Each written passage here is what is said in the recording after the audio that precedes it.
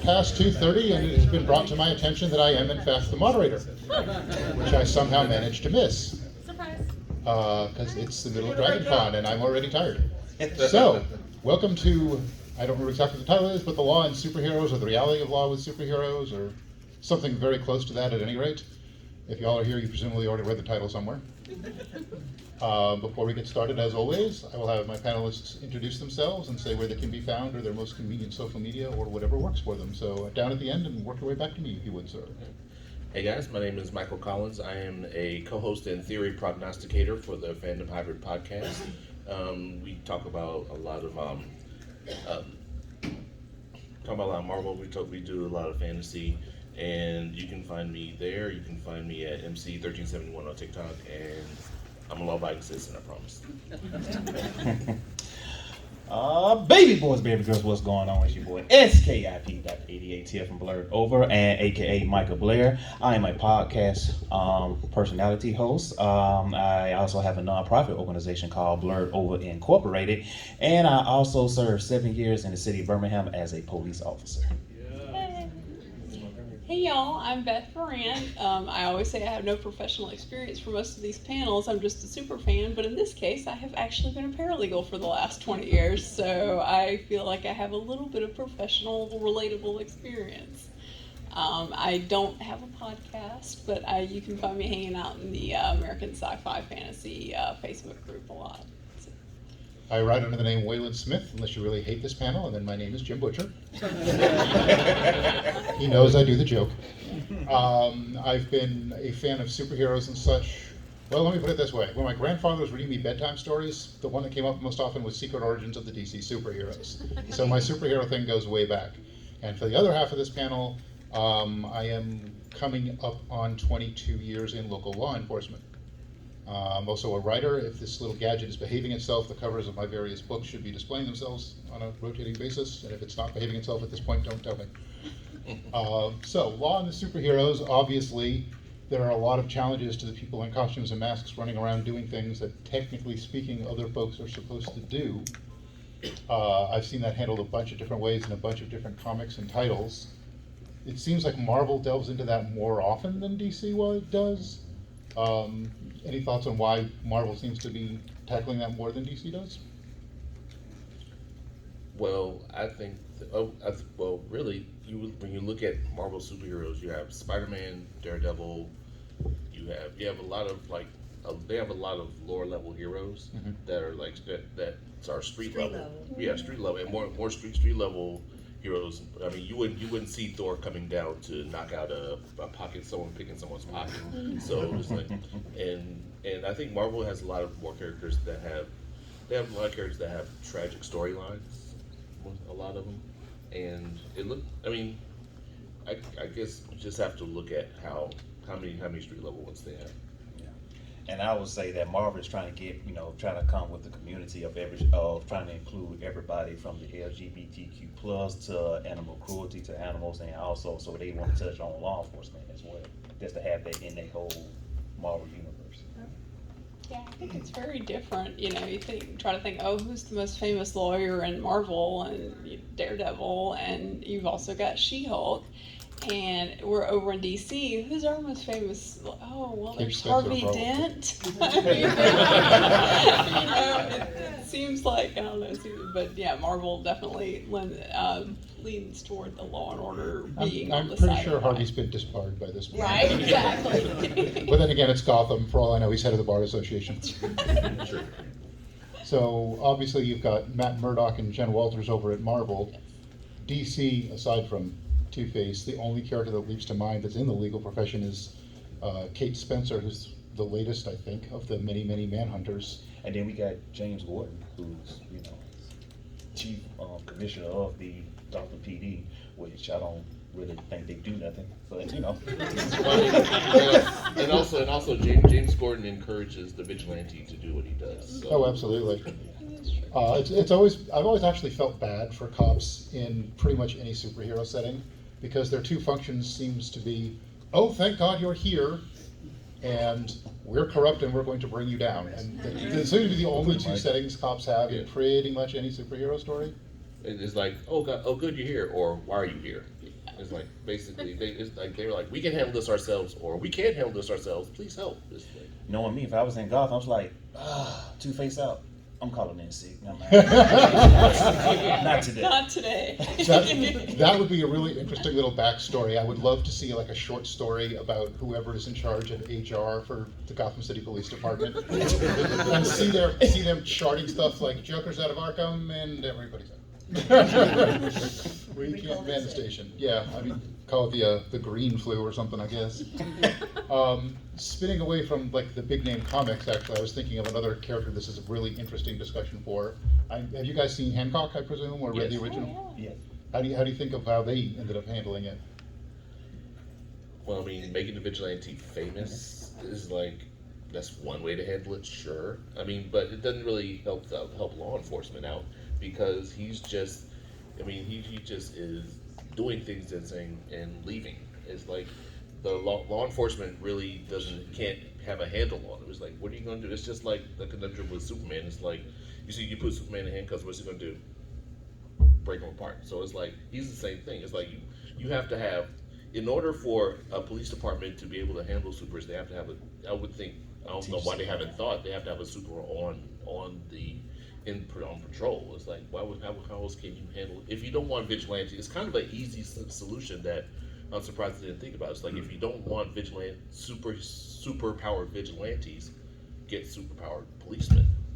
It's like, then there's no need for vigilantes. It's like you have a Superman going towards, like, and the super vigilante comes and says, "Oh, I got it. Don't worry about it." He's like, "Oh, I guess I'll go back to writing at the Daily Planet."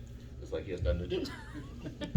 It is true. And for us being in law enforcement, we always hear this motto that nobody is above the law. Everybody's on the same level. For us being officers to civilians, paralegal, and like, for example, Batman. Batman has a contingency plan on every superhero in the DC universe, just in case they get out alive.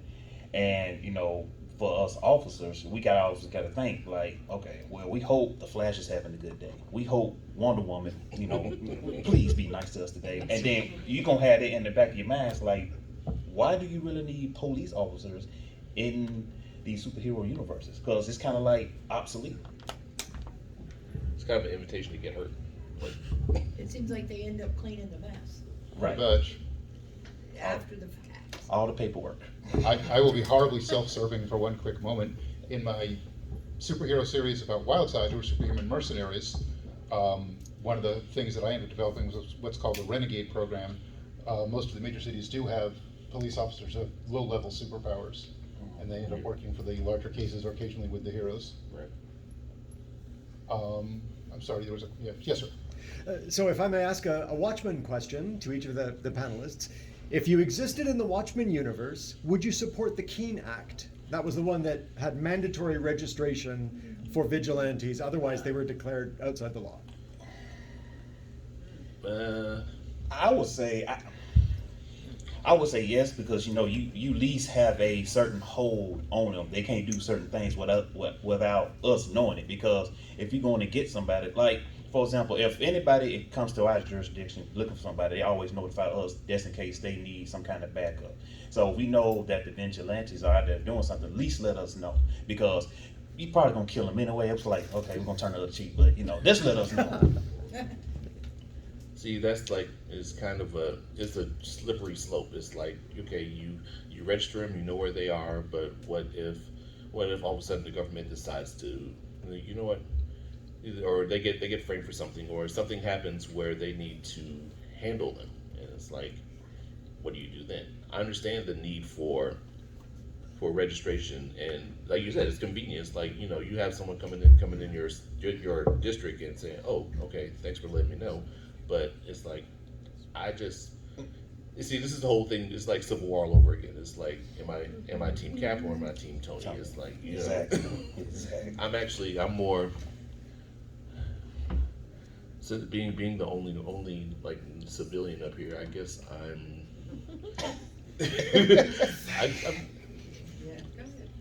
I'm Team Cap. I can't do it. Oh, no. And I think that, Marvel certainly, well, in DC's Watchmen, the equivalent over that is you've got in the X-Men, and then course, got the Civil War, and it just seems like in those instances, the guys making the lists are not great people. So, Yeah. in theory, these are great ideas. Yes, let's register everyone, and if everyone was following the law, then okay, you need a list of these people. If everyone was following the law, most of the people up here would be unemployed. Exactly. So, Except for me. that's yeah. I mean, I said most. but yeah, I mean, and that's the thing. How much do you trust the system? When we're kind of in the system, I guess. But After having been in for over 21 years and having seen how the system works, yeah, no, I would not actually support registering them. I think if you have a world where there are superheroes and where the superheroes do actually do some good, then putting the restrictions on them, gathering information on them is just gonna go badly. The first time there's a break-in or a hacker or whatever, it's gonna turn on them.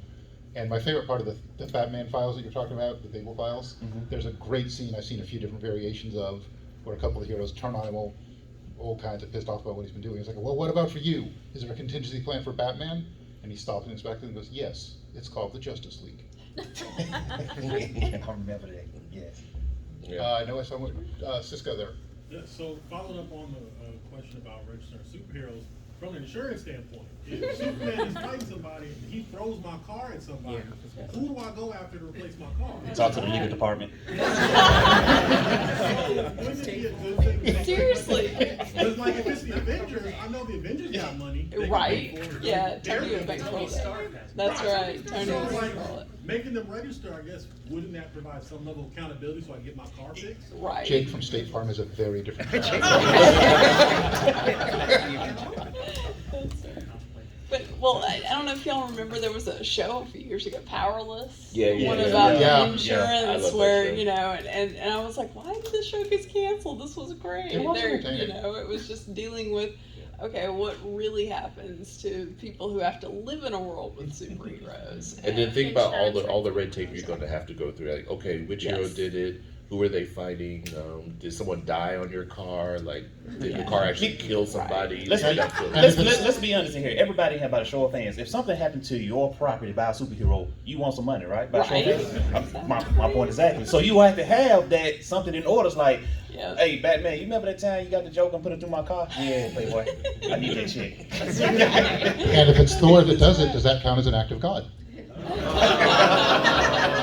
Just saying. I mean, God with a little G, presumably, but still. Right. In the back there, yeah.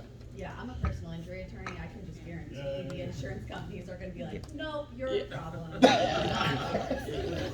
That'd be interesting, having the heroes regulated by insurance companies. I know, right? Okay, that's even worse than having the government. I don't think anyone's done that yet. That might be an We- interesting story. We may need help for this panel. That'd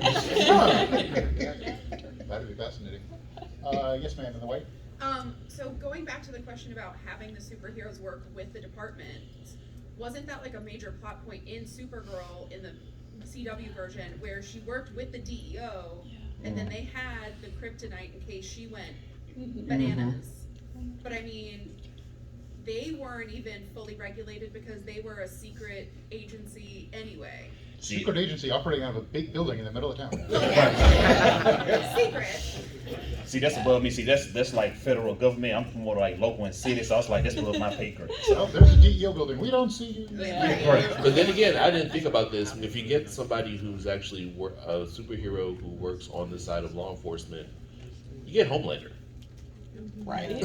So that's cool, but not cool. Cool. Yeah. No, there's But no you know cool he there coming. at all. Yeah, it's like, look what they Exactly. did. Yeah. I was thinking about it, getting ready for this panel, and I went back and tried to research one of the things that was going on in the back of my geek brain.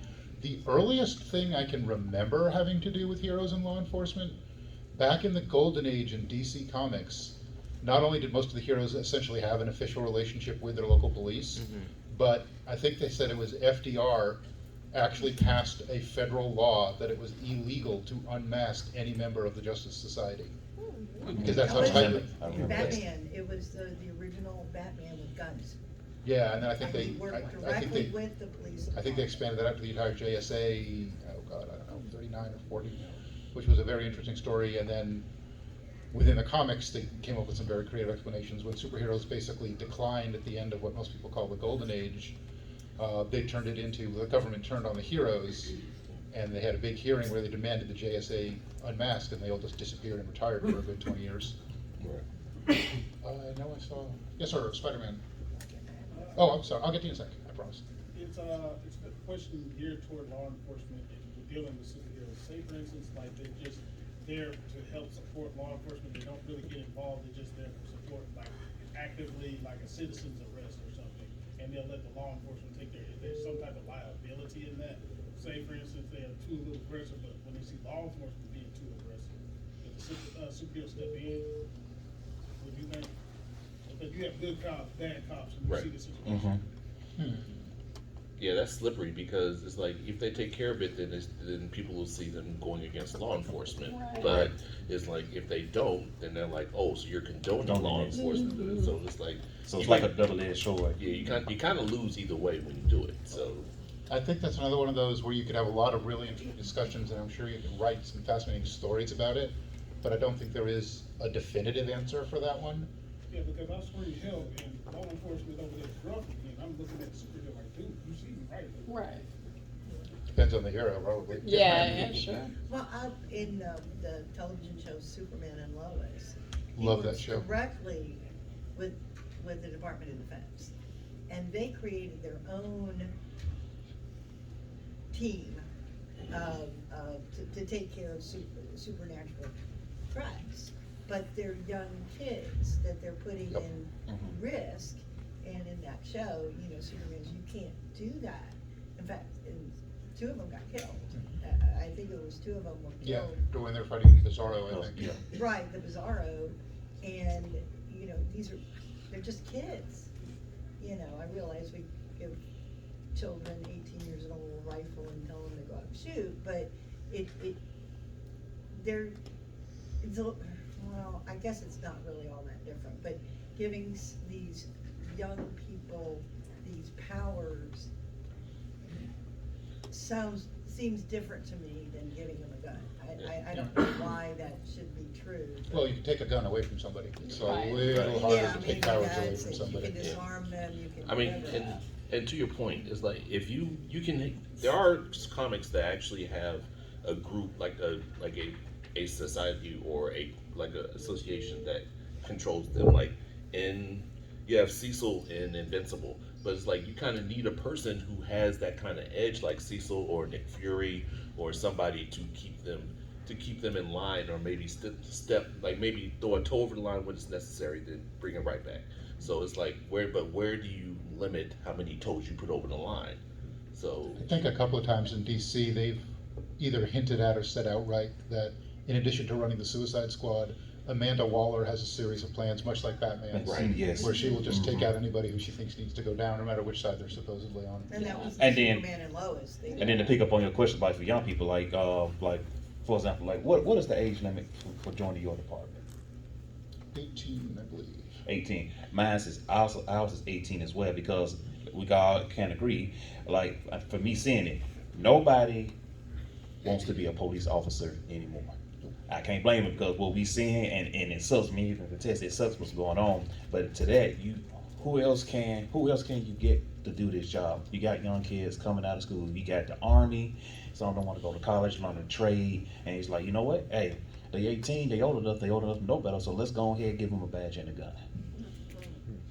That's where the training is. Yeah. People were talking about police officers doing things, and it's all about the training. I still, Exactly. every police officer I see, thank you for protecting us, because that's the way I was raised. And I got lost in downtown Chicago. I was 6 years old, and police officer brought me home. In DC's Kingdom Come story, which is I think 20 years from now into the future, most of the old school heroes ended up coming back because everything had gotten out of control. And there was this big press conference, I remember, and someone was asking, well, what about the people who don't join their program? And there's a really long pause, and Superman sort of says, we don't anticipate anybody operating without our sanction. And it got really quiet. Yes, sir, in the back. I just think one of the more, like, probably the most effective, like, law enforcement against superheroes we've ever seen is actually in The Incredibles. Yeah, Yeah. actually. Mr. Incredible saves the guy trying to commit suicide, and then he comes out and sues him. Yeah. All these other cases coming through, and they're Right. shut down Right. superheroes. Yeah. So that's like the only time like normal people have been able to actually do something against superheroes. We're going back to the insurance thing again. Yeah, I'm telling you, exactly. The someone civil needs to write suits, that. man. I may have to do that. Yes, sir, and then we'll go over to the side of the room. You touched on Cadmus Mandalorian's organization earlier, but what is your opinion on that? They were not exactly the most moral of people, and yet they were somewhat effective in keeping their respective superheroes in check, at least for a time. I'm sorry, can you say that again? I couldn't hear you. What about Cadmus and Vox? Cadmus, Oh. Amanda Waller, Suicide Squad, her whole organization. Bypass did a lot of immoral things, but it was effective at keeping the Justice League somewhat in line with what they wanted them to do. See, Well, go ahead. like you said, it was immoral, but you know, we gotta realize they were prisoners. So of course, with something done wrong, you want somebody to blame. You don't want it to be you. So you say, you know what? These have been murderers, robbers, killers. So why not have them do something good? And if they get killed, hey, Yeah. we got more in the prison. So why not? And also, you have to think about if she does do something that seems over the line, she can't do that without permission. No matter what you think, it's like she has a set of a perimeter that she can't cross, but it's Right. a fuzzy perimeter because they extended all of it. They're like, if you need to do this, do it, but we're gonna say we didn't do. We're gonna say we didn't have anything to do with it. So it's kind of like a policy. You got to go chain of command. Chain of command got to come all the way down to get to her, so she can make that go. And I feel like with VOT, they've just been like, oh, we have these guidelines. We're trying to keep everything, with our company and keep the guidelines. Everyone do what they're supposed to do. But, they're just casually ignoring, like, oh yeah, Homelander. They just have a great marketing department is what it boils down to. I And think they're- God was a lot more image and profit oriented Exactly. than they were necessarily Yeah. people. Right. They're more about marketing, yeah. Life, what it is. I'm sorry, I can't see exactly what it is. Ninja there. I'm just a modest employee of an evil pharmaceutical company. But my question is, so you have legit extraterrestrial superheroes like Starfire and Superman. There have been any stories that kind of theorize what would happen if, say, they're in the United States, almost obviously they didn't enter the United States legally.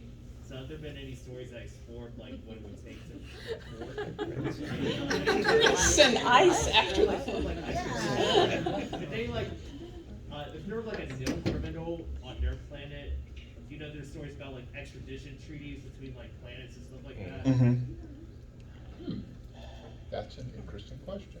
It's been threatened sometimes when various heroes have pissed off various governments. I'm not sure that's been the focus of a story, not that I can think of anyone. Sending them back. I know it was something involved. Well, I mean, it'd be hard to send Superman back, 'cause Yeah. Yeah. There you go. Exactly. That's right. It was a story with the Green Lantern. It was the hunters was out to get him. It was it was the hunters to go get him because the Manhunters? the manhunters, yeah. Yeah. They went to go get him because he was framed, but it make it seem like he killed the whole planet. Well, they were after Jon Stewart. Yes. Yeah. Oh yeah. Okay, so That's the only one I that may can be think about of. as close as you That's get. but that, Yeah. that would have to be a hell of a immigration service to go up to Starfire and be like, ma'am, I need to see some papers, or you have to go back, Well, please. We know there's some kind of galaxy registration thing in, That's the time you need Space Force. right. There you go.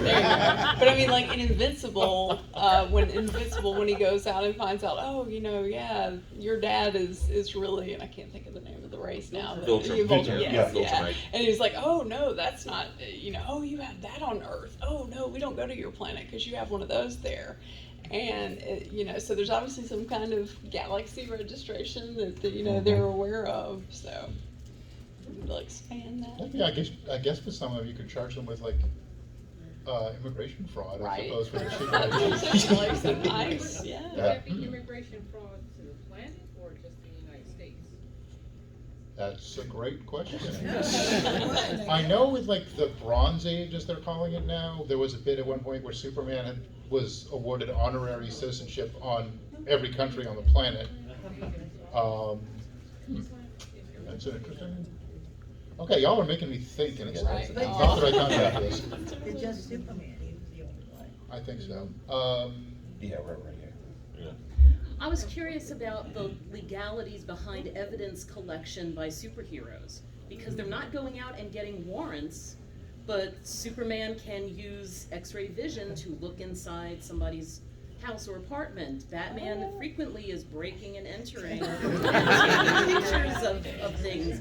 I mean, wouldn't all of these cases basically be thrown out of court? You know what? That's a good Right. question for paralegal. Yeah, you're absolutely right. I mean, that, how did you obtain this evidence? Oh, well, sorry, that's not admissible in court.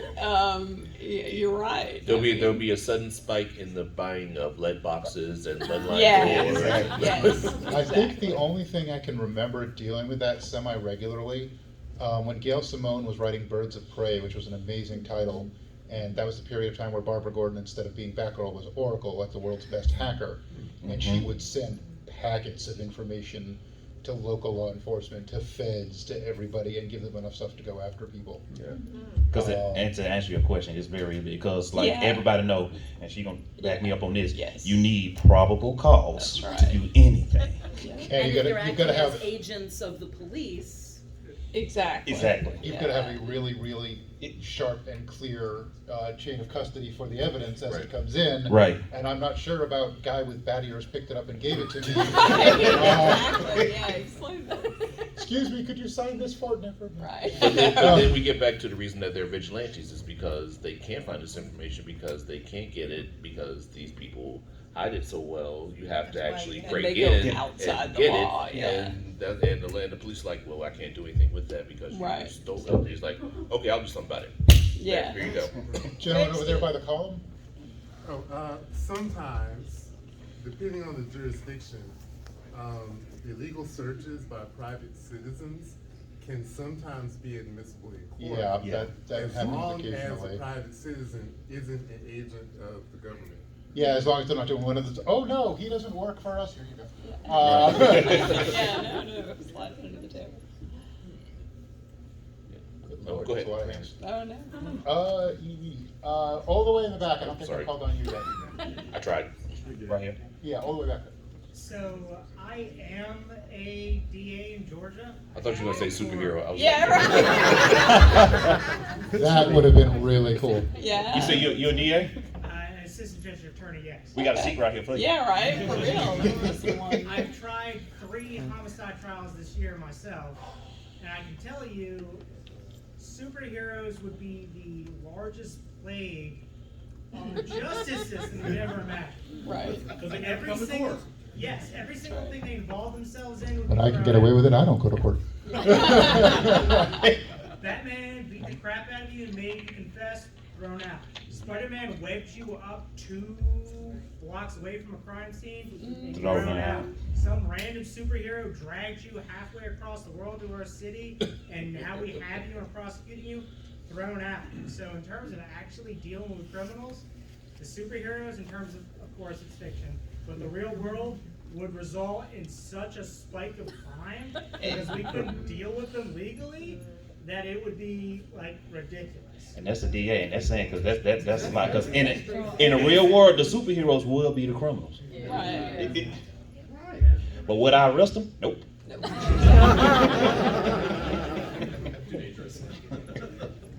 That's not a arrest I'm looking to make. Imagine the paperwork. Oh my gosh.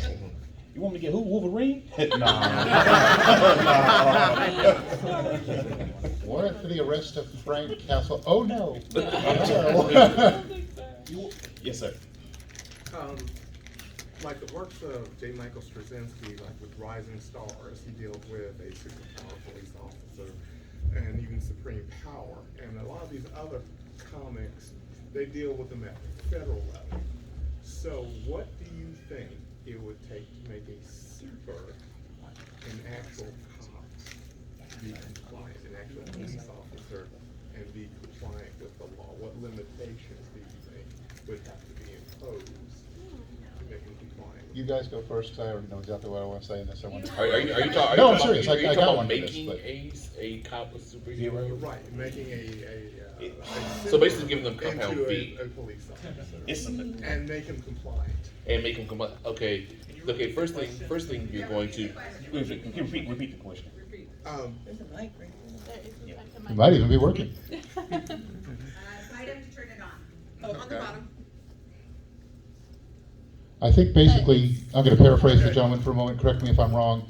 He was asking if they were creating superpowered cops, what it would take to make them compliant with the law. Was that the gist of the question? Yes, or if they already had powers to make them compliant. And then Okay. If you were going to make join a the police Thor Right. into a police officer, what would it take for him to be? Well, I think that you would almost have to go the Suicide Squad route, where you would have to put an explosive device in the base of their skull and say comply or you don't have a head. I mean, how else are you gonna do it? If you give them powers and you say stop doing that, they're like, Psh, I'm gonna run. No way, fly away. You're gonna have to give them a deterrent. A deterrent that will scare them enough, even though they have powers to do what they say. I mean, money's not going to do it because they can steal whatever they want to if you give them superpowers. You have to threaten their life. You have to make sure that if you don't do what I say, you're dead. There's no ifs, ands, or buts about it. There's no side. There's no bylines. There's no fine print. You're dead. You're gonna have. That's the only way you're gonna have to do it to keep them in line. Like you said, me being a police officer, like people don't know this. We have a lot of restrictions that y'all got freedom, but officers, if y'all see it, everything that we do is it's like it's watched, and we got so many laws on us that we can't even step out of line. So basically, what he said, it would have to be like Amanda Waller. You're gonna need something in place that's to make sure you don't step out of line. If you're a superhero in your car, you're gonna have to. It's a lot of paperwork, a lot of things you got to sign. Yeah, I think that'd be really difficult, and like you said, I mean, you need something, well, you're gonna die, there's no gray area. It's not. And just because, I mean, what can they do? And you also have to have something where you prove that you have the ability to do it. So, they're probably gonna have to have somebody that they make the example of, well, this guy, he went off and did whatever, and we took care of him, so don't do that in the future. I'm going to touch on one of my favorite properties that so far we haven't mentioned in this panel. There's a fantastic series of books called Wild Cards, and it's by George Martin. Yeah, that guy. And it's very, very real world version of superheroes. And that world, the history from I think it's 1946 forward changes a little bit when powers start cropping up. I won't go into all of why, that takes too long. But one of the things that's evolved in that world, and I don't remember what they call it, but they have a branch of the government that is about half of their agents are super powered, and they do ride herd on the others, and they don't go, hey, you need to stop this. If someone gets too far around, they will descend on them in force, and they will bring them down or in or whatever is needed. And since George Martin edits that world, you can imagine how friendly that stays all the time. Yes, sir. Do you think the law could ever go too far? Like, for example, in The Gifted, they made potential heroes look like villains, and kids have to defend themselves and stuff like that. Anything can go too far depending on what's behind it. I mean, go look at the legal history of the United States and some of the bizarre things that have been illegal or not at various points. I'm going to come on that from a slightly different point of view than probably most of the people in the room. My background, my people are Lenape and Cherokee, and you want to talk about the law going too far, take a look at the treaties that the government has signed over the years and gone, nah. Absolute power corrupts absolutely. Definitely. So it's like anytime you have an amount of power, especially if you're presiding over a group of superheroes, it's like how can you not resist the temptation where it's like someone goes over the line and you're like, you know what, that's okay, go ahead, because that needs to get done. And it's like next thing you know, it's a slippery slope where you're like, okay, you know what, they're going to do it, just kill them anyway. Or then next thing you know is you're out of control. I mean, also, with anything going on, there's always going to be sort of a balancing act of the moral and the ideal and the pragmatic. Yeah, having rogue people running around with powers can be a lot of problems, if my apartment building's on fire past what the fire department can get to, and some dude comes by who can fly, you better believe I'm taking the ride. And you know, it's what are they doing? What's happening? What's the circumstance? Sorry. This is great. I don't have Yeah, one. like, wow, great questions. I was just gonna say, I think that kind of leads into the whole like Minority Report, and you know, where it's like, oh, you're gonna commit this crime, let's go ahead and take care of it first. And well, how do you know for sure that they're gonna do that? And like you said, there just has to be some kind of check in there. Gentleman in the vest over there. Also, to add to your point about the chip, Yeah. they could. Yeah. But There was a wrestling reference if y'all didn't get it. Okay. but they could go the route of RoboCop. Yeah, but you have to find a near-dead cop first. Or And I ain't willing to step up. Somebody's that willing to step up. That's right. That is not a promotion I would put in for. That's not, I mean, it's not a bad idea, though. I mean, it's like, you get some, I mean, someone would want to, they just have to make sure they know the catch. Yeah, but It's most of like- the people who want to do that are probably the people you don't want to do that. There's that too. Yeah. Yes, sir. So, when you have like heroes like Batman who, you know, they have a very strong unwillingness to kill or deal with certain villains like the Joker, would you argue that's a moral failing on his part, or a failure of a system to adequately like deal with people who keep getting out and like murdering people in droves? Wow, I was trying to think I'm back at work. I think I think that's just a failure on. It's a failure on the psychological and physical restrainment of criminals. It's like if you have an asylum that just rubber stamps you after 30 days and says you're fine and lets you out the door, that's a problem. Oh, come on, Arkham has a revolving door out front. Exactly. Yeah. I mean that's a problem that needs to be dealt with at that level. It's like you have to find somebody who actually says you're not okay. You got to stay here, or you're really not okay. You need to get under here. And, but that doesn't happen. It's like they either get rubber stamped or they're able to escape, and that's a Gotham problem. Like Gotham has a problem keeping crazy people off the streets. That's a good thing. Like also, like it's like a mental illness. They sell into the asylum because they think the villains have a mental illness, and you can only hold them for so long. And once they back on the street, they know they're gonna do it again. So it's kind of be like a bouncing ball going back and forth, back and forth, back and forth. And as an aside, really, at this point, who lives in Gotham? Right? I mean, call U-Haul, get on out of there. There's just There's just too much going on. no kidding. And even worse than that, who the hell's working for the GCPD? Exactly. Yes, sir.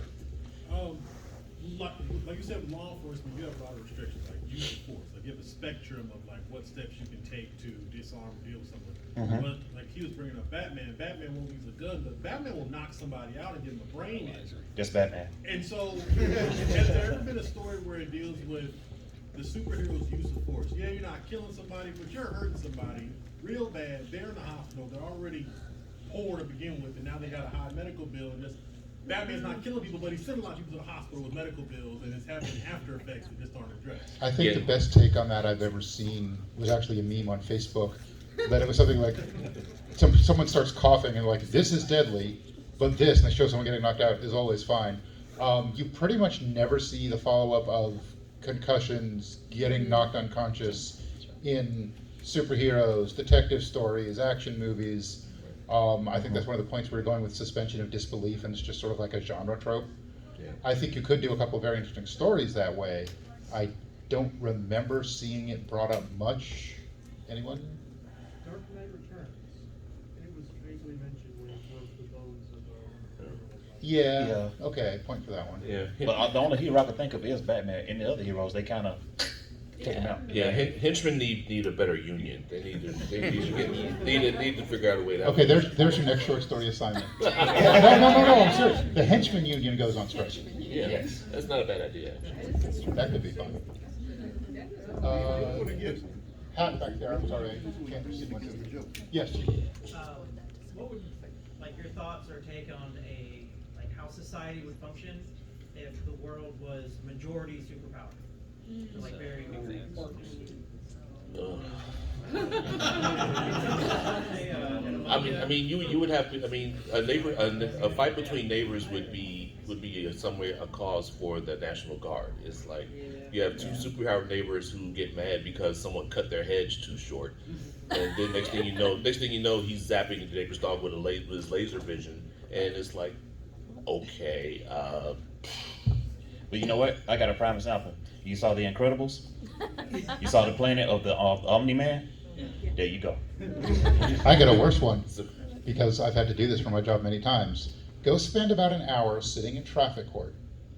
Watch the things you see there, and then imagine that with people flying, or running at super speed, or swinging through the city. And No, what's in a final thank mean? Yeah, that's insurance liability. Yes. That you're just not going to be able to It handle. all boils down to People can't drive in 2 dimensions. Can you imagine when they're starting to add? Exactly, right? Right. Out on that one. So I am a insurance defense attorney. Why y'all not up here? Personal injury, DA. How many people here are lawyers? I'm just curious. Wait. Let me ask this. How many people in here dealing with law enforcement, period, in the law? Wow. Look at the percentage. Okay, I know the panel's going to end in about 15 minutes. I'm going to give Talk about cards being out. If undercover, anyone wants to geez, talk more about this later, I personally am having a ball, and I would love to continue this like somewhere else if we get a shot at it. But I'm sorry, what was your? Oh, I was just gonna say that the insurance implications for the average taxpayer are gonna be pretty high because I can the imagine. cities, I mean, most municipalities have sovereign immunity from being sued, but it relies on y'all following the right policies and procedures.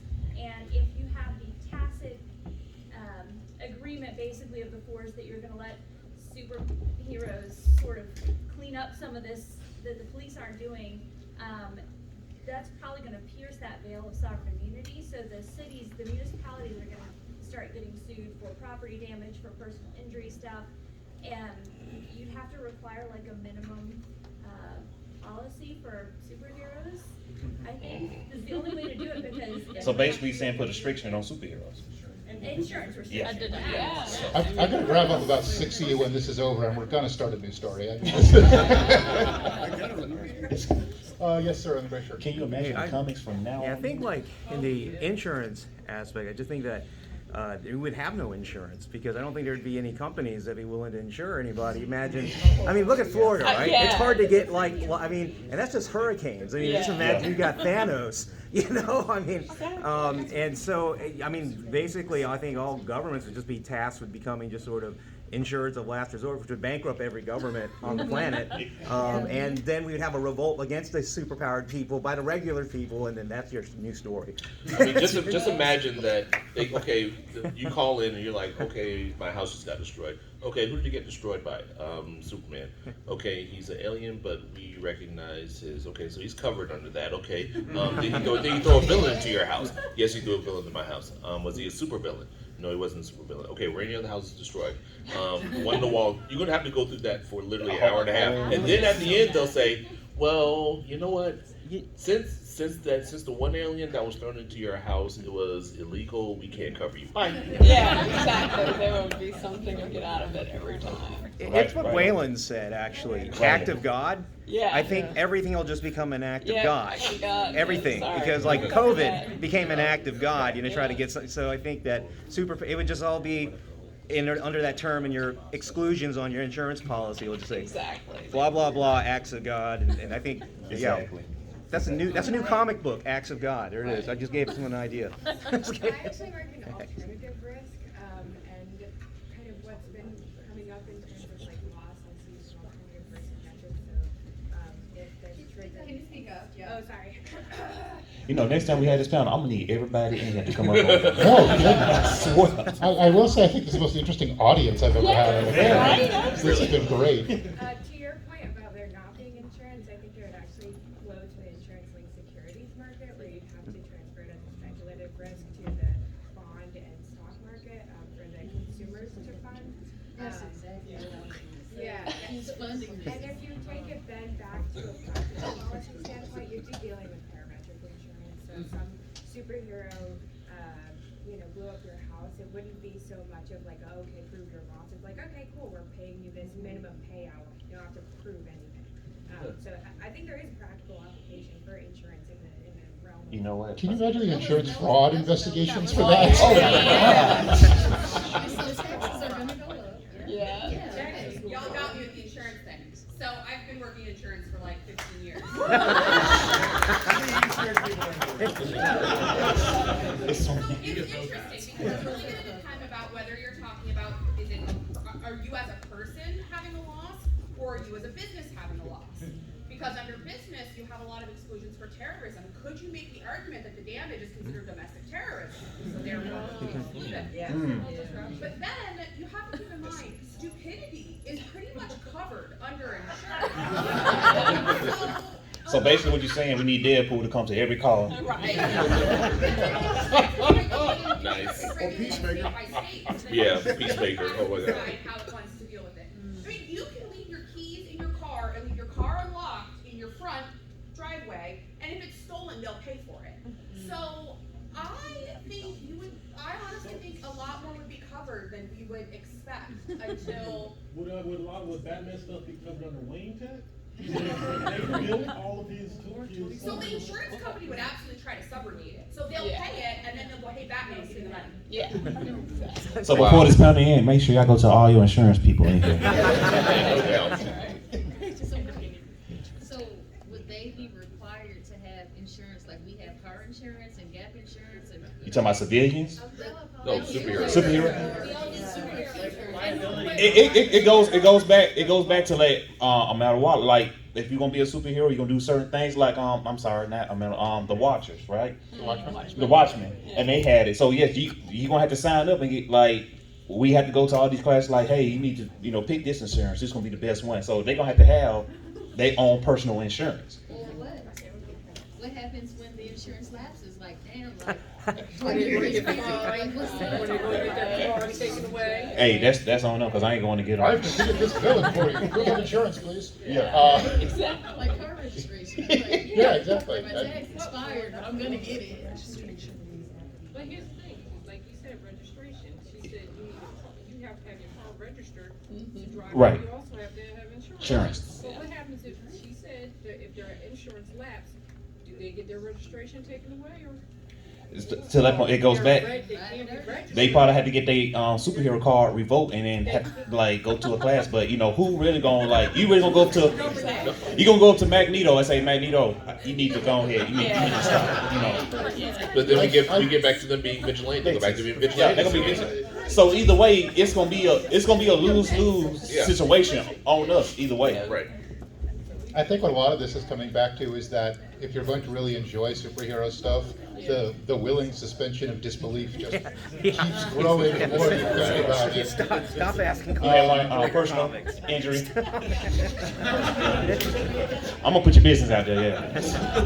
Well, it's funny because the things that all of y'all are saying are a lot of the conversations that our legislators actually do have in the Capitol, and they're talking about it. They're like, how do we do this? How do we enforce that? What leverage do you have? What is the effect if it lapses? If you don't have it, how does this affect people? So like, it's funny that we're having this conversation, but that's how laws are made.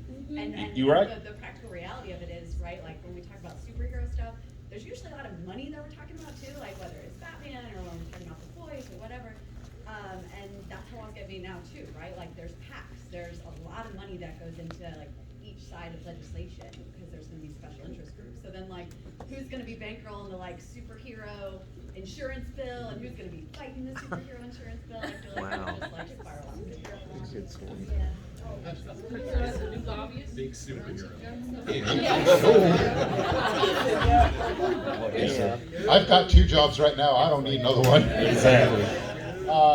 Sir in the black T-shirt, and then next to you, and then the gentleman in the mask. I think probably the biggest, like, we talk about insurance and everything, I think the biggest, like, moral quandary anybody's ever had to face in a superhero movie is at the end of the first Avengers movie with the shawarma. Oh, yeah. Because he's like, oh, I gotta pay insurance on my shawarma, but these guys also saved my life, so come have some shawarma, but I'm gonna get every single cent I can from you guys. I actually wrote a little fanfic thing of that scene from the point of view of the people working in the restaurant. We're gonna need that title later. Yes, sir. So I was just thinking that when you were saying before, if you do impart a system where it's insurance that superheroes have to kind of pay into, people like Spider-Man would be so screwed.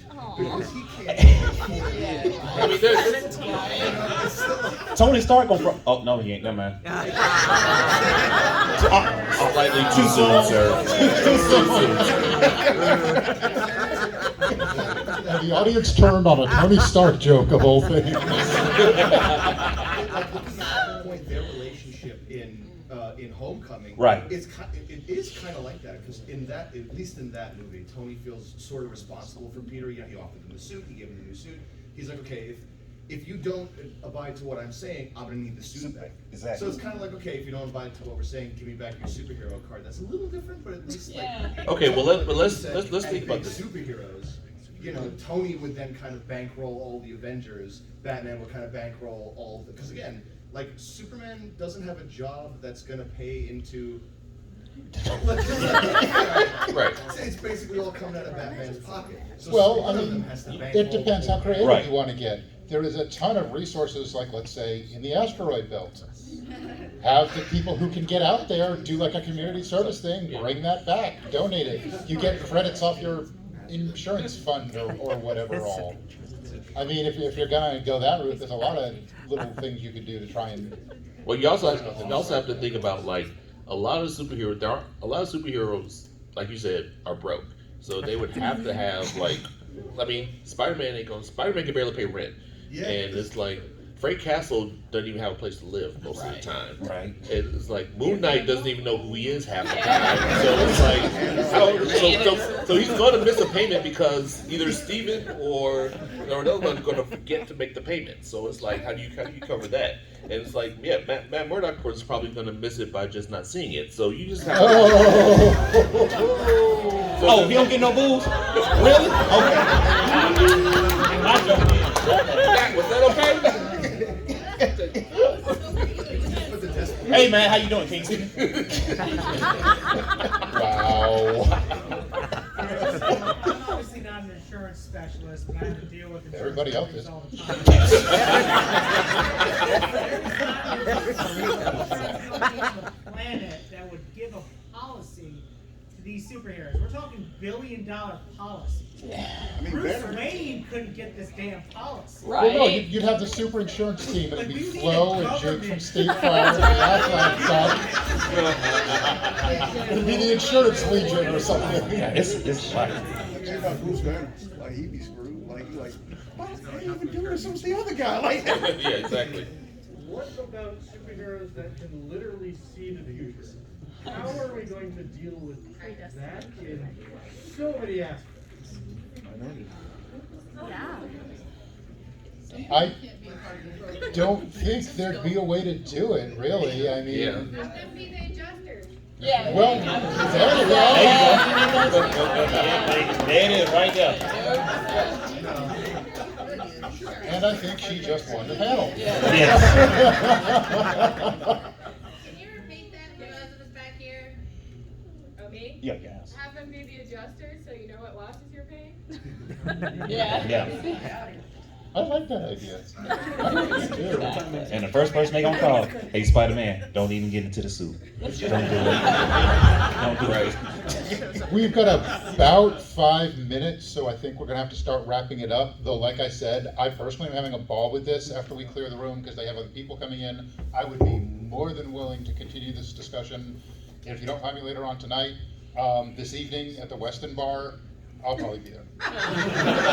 By the show of hands, all my insurance people raise your hand. Oh, now you're putting your hands down. Now I say those who you need to talk to. Or law. Oh yeah. Oh yeah. I would love to do this again. Absolutely.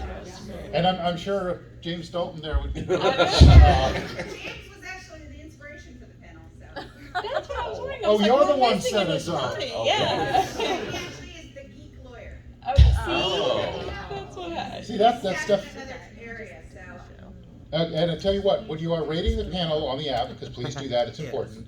And if you're enjoying this at least as much as I am, give it the This is 5 very stars, good. make some good comments, From say the you want to players. do it next year. The lady in the red shirt back there, she runs the track. If you'd like to try and maybe get on some of these panels, she's a good person to talk to, just saying. That's how I ended up doing this, I remember however many faces. years ago it was. Yeah. You're right. Okay, so we are running low on time. Go DA. through again who you all are, where they can find you, your social media, and anything else incredibly witty you'd like to say. Michael Collins, you can find me on fandomhyper.com, MC1371 on TikTok, my name on Facebook and Instagram. I'll be around. Skip.88 from Blurred Over. Type in anything on social platforms, Blurred Over. You'll find us podcast, YouTube, Twitter, anything. Chris and me will meet. You'll meet us. Oh, I got a QR code up here. If you just want to scan that, it'll be easier. Beth Brandt, and I'm usually floating around the American Sci-Fi Fantasy Media Facebook page. And I'm Ryan Reynolds by Mint Mobile. This is actually the first year in, I think, 6 years that I'm not selling books at Dragon Con. Very long story, find me at the bar. But my stuff's on Amazon. I have cards here. Be more than happy to talk about my books or this topic in general. This has been a fantastic panel, and I think the best audience I've had at one of these in however many years I've been doing this. So give yourselves a hand. Thank you all very much. And if you, we probably have the bucket somewhere. This year's charity is the It's Cure right for here. Cancer Right for here. Kids. Yeah. There it is. Yep. Not a tip jar for panelists. I found that out. But donate if you can for curing kids' cancer, because really, who's pro-cancer? Thank you all very much. Have a great rest of the con, and I Thank hope you, to talk guys. to some of you all later.